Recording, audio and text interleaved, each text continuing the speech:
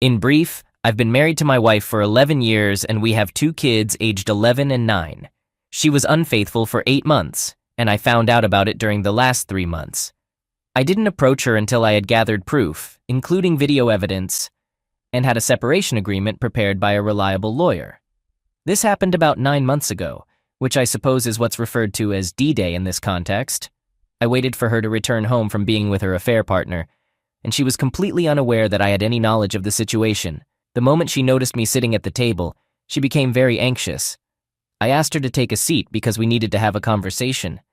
I had already shed all my tears by now and didn't really care anymore. I had already made up my mind about divorce from the very day I first learned about her affair.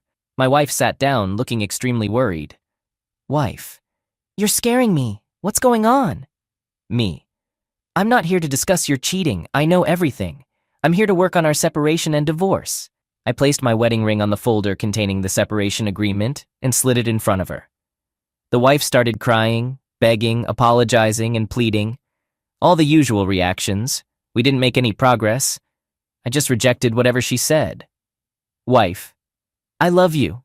Me: You hurt me more than I've ever been hurt, and you sleep with other men because you love me so much. After a couple of hours, I suggest that she should stay at a hotel and we can continue our discussion the next day.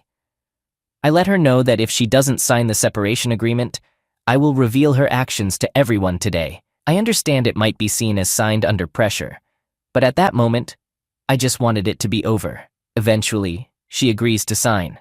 She leaves, and I receive messages and calls throughout the night. I respond occasionally with short answers like, I won't read this message or talk to you until tomorrow afternoon. The following day, the seriousness of the situation seems to have sunk in for her. She pleads for another chance, suggesting marriage counseling and making promises to do whatever it takes.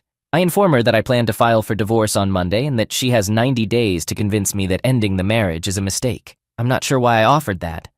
Perhaps I was feeling vulnerable, as I had already decided to end things. Yet I gave in. On the next day, I've prepared a list of requirements for her, though I don't show it to her directly. I just inform her about the existence of the list and explain that unless she follows it, we will only communicate about the kids and the divorce will proceed without hesitation, with me revealing her actions to everyone. I also let her know that even if she complied perfectly, it didn't guarantee we wouldn't divorce. My trust in her was rock bottom, and my feelings of love were gone. The only reason I even considered working things out was for the sake of our kids. I didn't mean to express this, but once again I couldn't stick to my initial decision. The list included the following requirements. 1.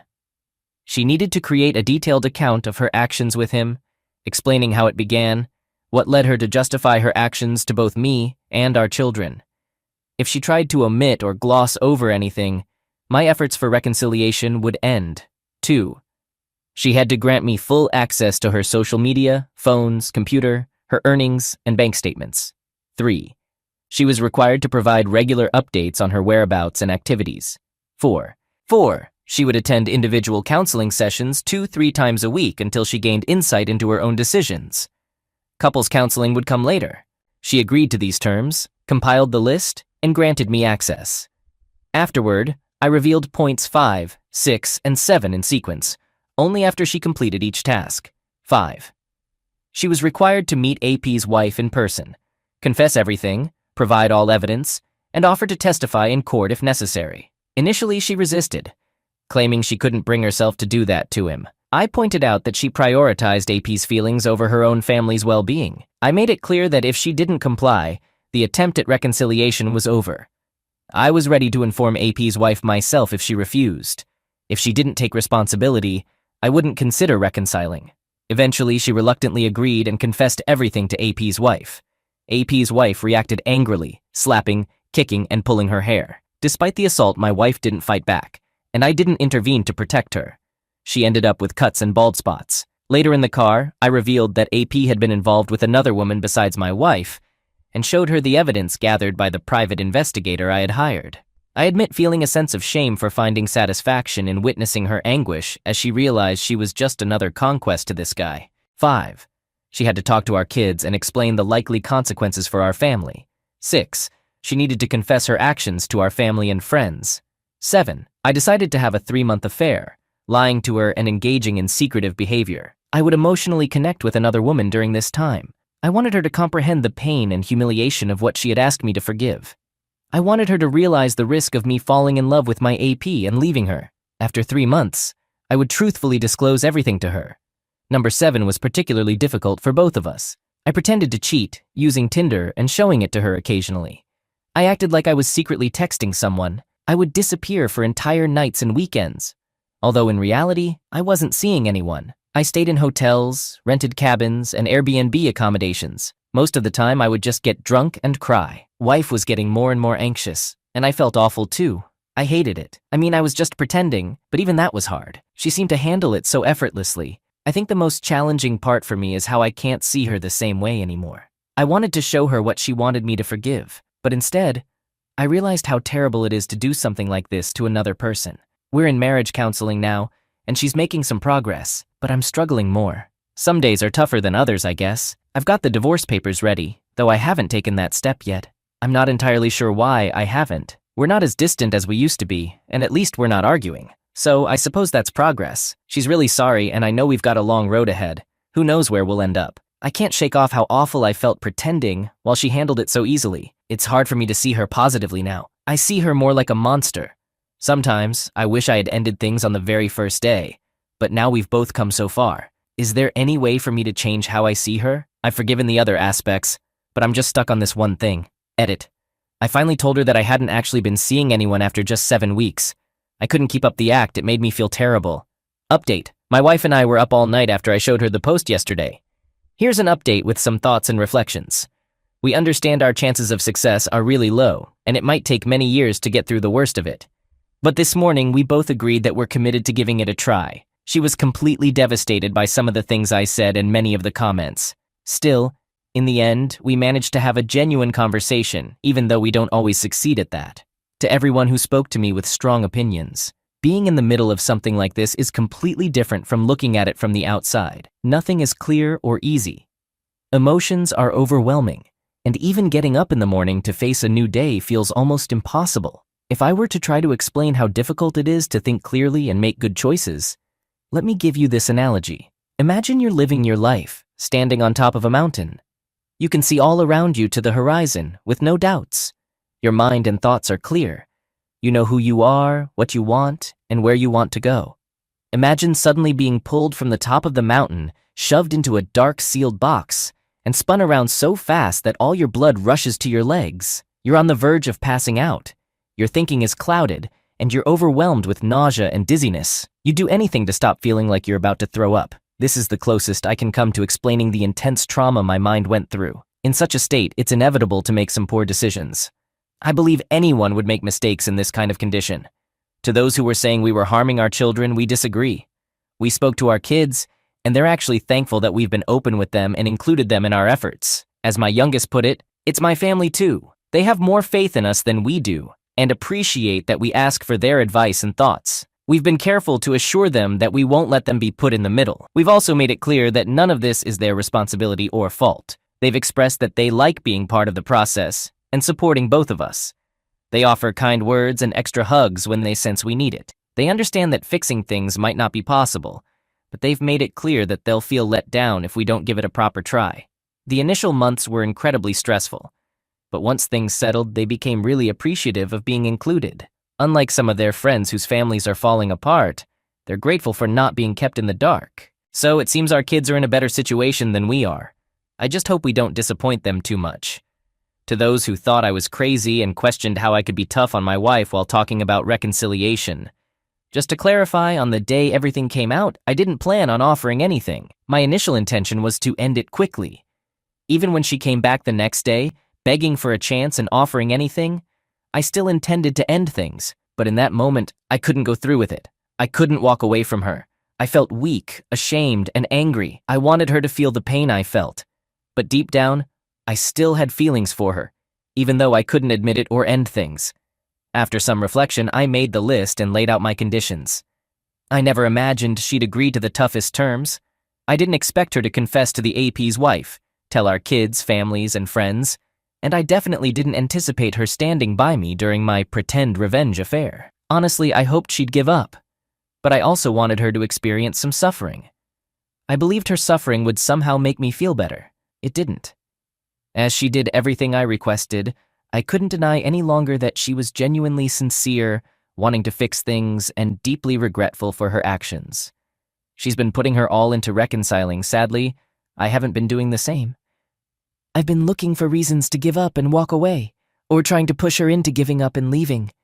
There were moments when I was terribly cruel, unleashing my anger on her.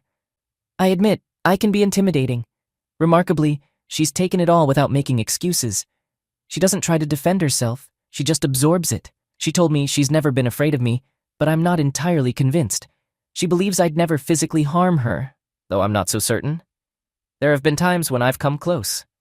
I really hope I never, ever cross that line. I'm genuinely scared that I might cause serious harm or even destroy someone. For those who asked about her reasons for doing it, we've come to realize that she felt stuck and suffocated. Our life was too safe and predictable. After her best friend's death, she felt lost, and she became vulnerable to someone manipulative who knew exactly how to deceive her. Now she feels deceived and is struggling immensely to reconcile her choices with the person she believed she was. We've discovered that this was a pattern with her affair partner. He had been cheating on his wife with 2, 3 other women, even before they started dating. We also found out that he has 2 illegitimate sons. As for me, I hadn't fully committed to reconciliation. I'm a tough person, capable of both enduring and delivering. I convinced myself that I'd find solace if my wife experienced suffering. I was open to walking away if I found a compelling reason. I was mistaken. I've been seeking reasons to keep my distance from her, still carrying deep wounds. Fear of getting close and hurt again held me back. This reluctance hindered our progress toward reconciliation. She's been the sole one fully invested. Some wondered if I could give love as effectively as I could punishment, and the truth is I can't. But I'm actively working on changing that now. While I've forgiven her, I've been keeping her at arm's length, attempting to find a reason strong enough to override my love for her so I could leave. I'll shift that approach and genuinely put an effort to reconcile. If we don't succeed, at least I'll know I tried my best moving forward, even if it means risking more pain. Many condemned my wife, while others noted she's human and made mistakes. Currently, I'm responsible for handling the fallout from her poor choices, a role I didn't seek. I've spent a lot of time pondering this situation. I'm not exempt from making mistakes either. There are moments when I act irrationally and treat her extremely harshly. My urge to punish her has consumed me with hatred and anger, sometimes uncontrollably. Like her, I've lost control and made poor choices. We're both just human. I need to find ways for us to move beyond this together. I'll step down from my high horse and make an effort to contribute equally 50% to this relationship and our efforts to mend it. Regarding my wife, the day after D-Day, she realized the extent of the damage I suffered. There was no escaping it, no room for forgiveness, just emptiness. She understood that saving our family was a slim chance, but she was willing to do anything to try. It's evident now that she never truly loved AP. She was drawn to the excitement, the illusion. She expressed gratitude for my unwavering and resolute approach. It snapped her out of the affair haze, brought her back to her senses, and refocused her on what truly matters. She believed her punishment was deserved, and it prevented her from hating herself as much. She's thanked me profusely for not letting her off the hook, for pushing through. She's been harder on herself than I ever was, and she even contemplated ending her own life at one point, though she refrained because it seemed like an easy way out. I discovered that she's been harming herself since D-Day, hitting and pinching herself, her legs completely covered in shades of purple, a continuous black mark. It's not helping, though. We've agreed that her focus needs to shift towards forgiving herself. Our healing can't begin until that happens. It's a bit strange. Now that she's set on punishing herself, she's lost all those qualities that initially drew me to her. Her sense of humor, her smile, her well-thought-out opinions, her self-esteem, her loving patience, they've all faded. I find it difficult to rekindle my feelings for her when she's suppressing the very things that made me love her in the first place, the qualities that led me to be with her and marry her. All in all, we've made some progress, thanks to the kind strangers on the internet. There's still a long road ahead, but we've pinpointed some major obstacles to overcome. We actually slept in the same bed for the first time since D-Day, so that's a step. It felt nice to be next to her again. I still have love for her, And it's a bit tough to accept, but then I think about my kids and it gives me the strength to persevere. We'll strive to build something new since the old relationship is no longer here. Update. This will be my final activity on this account, as it has fulfilled its purpose, and I'm incredibly thankful for all the help I've received from everyone. There were times when it felt overwhelming, but I'm all right. Well, I should say we are all right. Ever since I committed fully to reconciling, there's been a remarkable improvement. We've even started reconnecting a bit. My wife, or rather the version of my wife I fell in love with, is starting to emerge more and more. We've been attending therapy sessions and making significant progress in our communication. We've also resumed being close regularly. While it's still early days and the odds may not be in our favor, we're making surprisingly positive strides. I'm making an effort to show my appreciation for her every day, and she's doing the same. Although there are moments of intense emotional pain for both of us, overall, we're experiencing more good times than bad. I believe we'll be all right. Our kids are doing well, and I have hope for the future. Update. I've received requests for an update. We're currently living apart. Initially, our reconciliation efforts were going well, and my wife did her part right. However, she's struggling to forgive herself and has a lot of self-hatred. On the other hand, I managed to hide my emotions for a while. The issue is that beneath the surface, my feelings were still simmering. Feelings of emasculation, betrayal, lies, humiliation, and anger were all bubbling underneath. As a result, I regressed into being mean, vindictive, and angry, and I'm no longer interested in being that kind of person. So, we decided to separate to give ourselves some space. We might attempt reconciliation again later for the kids' sake. That's where things stand. Sometimes, it's just not possible to fix things completely. I'm not very optimistic about us making it in the end. My wife, who's 35 and we've been married for 2 years, was a college professor for a while when this story happened. She worked really hard to land this job, and she had every reason to be proud. Her parents were definitely impressed. She threw a big celebration for her graduation and new job, and the whole family was in town for it. We even delayed our marriage as per her request, so she could secure her dream job. This job was her whole deal, and I couldn't picture her doing anything to mess it up for us. But I wouldn't be talking to you today if she hadn't. She got close pals with a few of her students. They were around their late 20s, so they were pretty close in age. Still, it struck me as kinda odd that she was buddies with them while also being their professor. It didn't feel very professional, but I held back from sharing my thoughts. Apparently, she joined in on some of their get-togethers, or at least, that's how she described them. More like laid-back hangouts than actual parties. She mentioned they even talked about some class topics with her because her students were super passionate and focused. I just let it go on. I really wish I had tried to talk her out of blending her dream job with enjoyment, but she was just so thrilled. She truly felt on cloud 9 and believed she was making a real impact on their lives. She always got back home at a reasonable hour because she didn't want to leave me by myself all night, and she didn't go out more than twice a month. I could sense something was off. When she stayed out until 2 a.m., I was awake, waiting, and that led to a big argument. She claimed she was only assisting her students, but that explanation wasn't cutting it for me. I insisted on getting to the bottom of things, but she stuck to her story.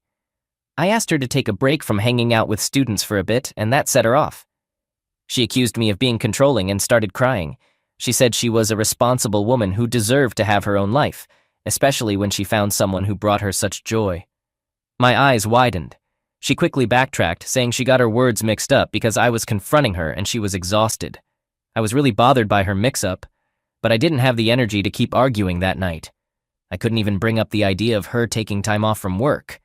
I didn't know how or when I could bring up the topic again. I knew I should have acted, but I decided to hold off and see what else she'd do. Things settled down for a bit. She stopped staying out late and only went to work and back home. It seemed good, although she had to grade papers at home, so I gave her space to do that. Then I caught her texting someone and it startled her. It struck me as odd, but I didn't make a fuss about it. I thought about checking her phone later, but it had a passcode. I planned to create an opportunity for her to bring students over to our place, while I'd be secretly nearby, keeping an eye out. I needed to figure out who these people were and if there was something more to it. She fell for my plan really fast. As soon as I mentioned spending an evening with my mom at the nursing home, she got excited. She called me sweet for doing it, offered to give me a ride, and said she'd pick me up later to throw me off. I agreed and headed back to the house. It took about 20 minutes. I wasn't sure what I'd discover, but I found it hard to believe my wife would do anything shady. A few times I almost convinced myself I was being paranoid and started heading back to my mom's place, but then I changed my mind and turned back. When I reached the spot, I noticed a different car parked at her house. She thought she had all the time in the world to do her thing and then swing by to pick me up. Seeing that strange car got me all fired up, and I dashed to the front door. My hands were trembling as I unlocked it and saw the most unsettling sight I'd ever witnessed. My wife was getting close with her student, not even fully dressed yet. I quickly took a picture. You know, we're in a high-tech era nowadays. I had my phone out when I saw the unfamiliar car, so I could snap a photo of whatever my wife was up to, just in case things were innocent. I might have seemed like the crazy one. But now, the reality started to hit me as she began to react after getting dressed, and her student took off. She started yelling things I couldn't even catch, while my head felt like it was about to explode. All I could hear was my own heartbeat as I thought about how our marriage was done for, and the future I had envisioned with her was a false dream. Her career was in ruins. She'd never get another chance to teach at that school. The next school would want to know why she got the boot from this one. I snapped out of my daze and demanded to know why she risked everything she had worked so damn hard to build for one of her very first students. She just stared at me with a blank expression, then spilled that he had invited her to hang out and she hadn't thought anything bad would go down. I lost it and started yelling, telling her that something seriously messed up had indeed gone down. She brought him to our place and things got intimate. She started giving me the finger and shouting back, insisting it wasn't her fault and that I'd interrupted them, so it shouldn't even count. My jaw practically hit the floor. I let her know that her logic was so absurd that I couldn't even argue with it. I packed my stuff and got a hotel room. I wasn't in the mood to argue with her anymore that night about who should leave. It was like I was dealing with a spoiled kid who thought she could get away with this because of all her past achievements. I wasn't about to stick around, and I wasn't going to let her hold on to her job either. I filed for divorce and sent the photo to the college president, just like I figured, and she got canned. She despised me and couldn't even look me in the eye whenever we crossed paths. I never saw her eyes again. She went from being this confident, flawless, high-achieving woman to someone filled with shame and disgrace. Even her parents couldn't wrap their heads around it and actually asked me to send them the picture. I did it, although I wasn't really into it. They said sorry to me. My wife wasn't working for any colleges in our state. After waiting for a few years, she moved out of state. Maybe because she couldn't find a job no matter where she tried. I've started dating again, but I'm not going to be quick to trust someone's personality or assume they'll always be honest. My day kicked off just like any other regular day. I woke up early, got myself cleaned up, gave a goodbye kiss to Emily while she was still asleep, and headed to my construction job. But little did I know, there was something unexpected waiting for me. That usual day turned into something way more extraordinary. Later in the evening, while I was at the construction site working, I felt my phone buzzing in my pocket. I pulled it out and saw a message from my neighbor Mike. He said, "Dustin, your garage door is open." This struck me as odd since I distinctly remember closing it. I thanked Mike and asked if he could shut it if he didn't mind. He agreed, and I went back to my tasks. However, that open garage door kept bothering me. I wasn't sure why, but something felt off. Trusting my gut, I decided to take an early lunch break and drove back home. As I got closer to my house, my heart rate started picking up. I noticed an unfamiliar car parked in my driveway. A car I'd never seen before. In that moment, a sickening feeling washed over me. I quietly parked my truck on the street and approached my own house without making any noise. I quietly opened the side door leading to the garage, and to my surprise, it wasn't locked. The door that connected the garage to the house was unlocked too. Walking through the house without my shoes, I came across the most heartbreaking scene. My wife Emily in the arms of a stranger. They were locked in a kiss, with hardly any clothes on right there in front of me. Rage consumed me, and everything turned hazy, making me feel like I was about to be sick. Stepping back a bit, I grabbed my phone, made sure the flash was off, and took a few photos of them kissing. I also recorded a quick video of them together in my own house. In that instant, it dawned on me that seeking revenge wouldn't bring me any real satisfaction. The best way to hit back at Emily was to make her fully realize what she was throwing away. It was time for a smart plan, one that would help me come out of this situation with my self-respect intact, despite witnessing what I did. I paused to catch my breath, then quietly left the house, my heart feeling heavy like a lead weight, but with a strategy taking shape in my mind. I decided to reach out to a friend who happened to be a lawyer. I spilled the whole story to him and asked for his advice, considering we were in North Carolina. I needed some proof to possibly lower the alimony I might have to pay.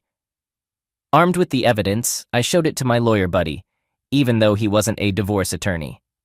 He pointed me in the right direction and helped me understand the necessary steps to safeguard myself. He gave me the contact info for a respected divorce lawyer who could help me out. He said she was really good.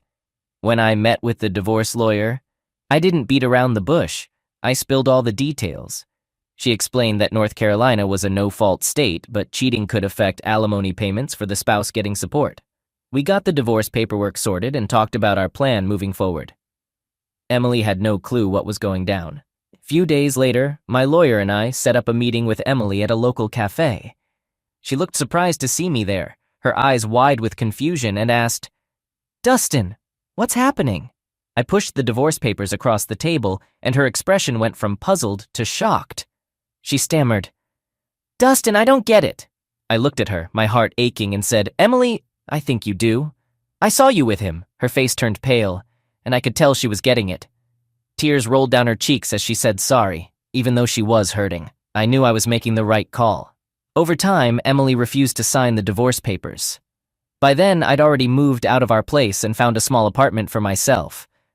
Since the house belonged to Emily's parents, I wasn't worried about that. The day after she got the divorce papers, her parents stepped in and offered her financial help to hire her own lawyer. However, her parents didn't have a clue about why I was divorcing their daughter, and I figured Emily wouldn't spill the beans either. That's why I made up my mind to share the photos and video I took when I caught her with that guy in our house. I sent a package to her folks, explaining why I was divorcing their daughter. After around 6 weeks, when the divorce hearing rolled around, her parents didn't show up. My lawyer told me she was going to try asking for alimony. She mentioned it probably wouldn't work, but she wanted to keep me in the loop. After hearing what my wife's lawyer said on her behalf, they alleged I wasn't a good provider and had been offensive in court. My wife just kept spinning lies. At one point, the judge cautioned her about telling the truth in court, warning that lying could get her into trouble, which is exactly what she was doing. Luckily, we presented the evidence to the judge, and he granted me the divorce without giving her any alimony. The judge gave me precisely 30 days to gather the rest of my stuff from the house. I only had a couple of boxes left to pick up. Around 3 months after the divorce was finalized, I sorted out plans to get my things. As I pulled into the driveway, I spotted the same car that guy drove parked there. Seeing his car initially stung, but that feeling faded fast. This time, the garage door was intentionally left open for me to collect my stuff. Emily had messaged me, suggesting that we meet up sometime, and I received that message one day. I agreed, wondering what she wanted to talk about. We had our initial meetup at the same restaurant where I had handed her the divorce papers earlier. She didn't seem like the confident and content woman she used to be. Instead, she looked like a pale shadow of her former self. She started talking, sharing how tough life had become for her. She expressed remorse for her choices and admitted missing me a lot. Despite this, her words didn't affect me much. I felt distant and uninterested in her explanations. I stayed quiet during her whole speech. When she finished, I turned to her and said, "Emily, I hope things work out for you, but that part of my life is history now." Even after I made it clear that my decision was final, she kept trying to change my mind. She told me she was done with the other person and wanted us to reunite. As I walked away from the coffee shop, I had a realization.